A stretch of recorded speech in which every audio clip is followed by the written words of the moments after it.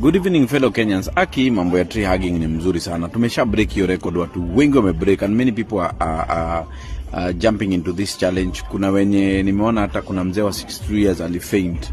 Kuna mwingine sijui alifanya nini. Tumekuwa na issue ya kidney failure.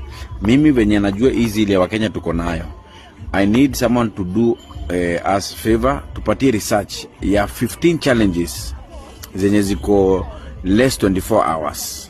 15 challenges ambazo zimefanywa za Guinness Book of Record, alafu tuende tuzichukue, tuzibreak. Wakenya tugawane, tusikue tu ni tree hugging. Juu tree hugging ilishafanywa na Trufena akamaliza, ndiye alikuwa wa kwanza. So tutafutie challenges zingine. Watu wa research najua mnafanyanga. Tutafutie kama 50 challenges hapo Guinness Book of Record ziko below 24 hours, tuzibreak. And I know we will do it. Ndio tuachane na tree hugging. Tree hugging sasa tufunge.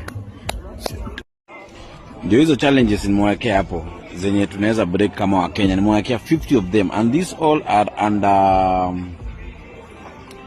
under 24 hours. Kuna mpaka ya kuchonga waru. Imagine kuchonga waru iko hapa. Kuna kuchonga waru guys. Tuachana na tree hugging sasa. Tuingie kwa hizi challenges. Nimewapatia challenges 50 zenye nimesearch. Ndio hizo hapo 50 zenye ziko under 24 hours and Kenyans I know we can break them. We leave alone tree hugging. Trufena ndiye alikuwa wa mwisho kuonana na rais na hii mambo mengine. Sasa chini watu wajanja tusonge kwa next challenge. Nimewapatia, endelee muangalie list. Good day.